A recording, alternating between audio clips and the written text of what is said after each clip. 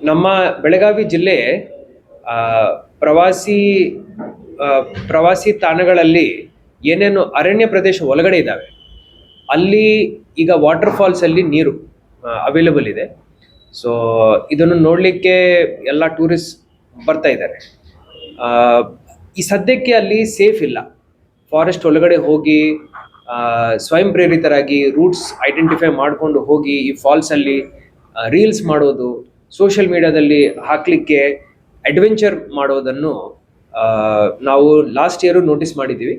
ಈಗ forest department ಮುಖಾಂತರ ಒಂದು ನಿಷೇಧಾಜ್ಞೆಯನ್ನು ಹೊರಡಿಸಲಾಗಿದೆ.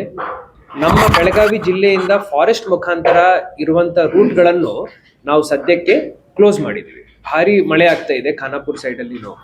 ಸೊ ಈಗ ಚಿಕ್ಕಳೆ ಫಾಲ್ಸ್ಗೆ ಹೋಗೋ ದಾರಿ, ಪರವಾಡ ಫಾಲ್ಸ್ಗೆ ಹೋಗೋ ದಾರಿ, ಮತ್ತೆ ವಜ್ರಪೋಹ ಫಾಲ್ಸ್ಗೆ ಹೋಗೋ ದಾರಿ ಹಾಗೂ ಡೆಲ್ಟಾ ಫಾಲ್ಸ್ ಆ ಕಡೆ ಇದೆ. ಆದರೆ ನಮ್ಮ ಬೆಳಗಾವಿಯಿಂದ ಏನು ರೂಟ್ ಇದೆ ಅದನ್ನು ನಾವು ಸದ್ಯಕ್ಕೆ ನಿಷೇಧಿಸಿದ್ದೀವಿ. ಸೊ ಅಲ್ಲಿಂದ ಪ್ರವಾಸಿಗರು ಈಗ ಸದ್ಯಕ್ಕೆ ಹೋಗ್ಲಿಕ್ಕಿಲ್ಲ.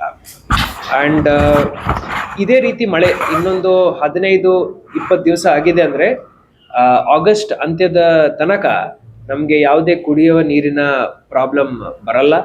ಬಹಳ ನಾವು ರೇಷನ್ ಮಾಡಿಕೊಂಡು ನೀರನ್ನು ಬಳಕೆ ಮಾಡ್ಕೊಳ್ತಾ ಇದ್ವಿ. ಈಗ ಮಳೆ ಆಗ್ತಾ ಇದೆ ಅಂತ ಹೇಳಿ ನಾವು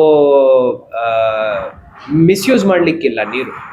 ಯಾಕೆ ಅಂದರೆ ಮಾನ್ಸೂನಲ್ಲಿ ಮುಂಗಾರಿನಲ್ಲಿ ಬರಬೇಕಾಗಿರುವಂಥ ಮಳೆ ಪ್ರಮಾಣ ನಾವು ನೋಡಿದ್ದೀವಿ ಅಂದರೆ ಸರಿಸುಮಾರು ಒಂದು 30% ಇದರಲ್ಲಿ ಕಡಿಮೆ ಪ್ರಮಾಣ ನಮಗೆ ಈ ವರ್ಷ ಮಳೆ ಆಗ್ತಾ ಇದೆ. ಸೊ ಅದರಿಂದ ಬಹಳ ನೋಡಿಕೊಂಡು ಯೋಚನೆ ಮಾಡಿ ನಾವು ನೀರನ್ನು ನಾವು ಸಿಟಿಸನ್ಸ್ಗೆ ಕೊಡ್ತಾ ಇದ್ದೀವಿ. ಅವರು ಬಳಕೆ ಮಾಡಿಕೊಳ್ಳುವಾಗ ಸ್ವಲ್ಪ ಯೋಚನೆ ಮಾಡಿ ಬಳಕೆ ಮಾಡಬೇಕು.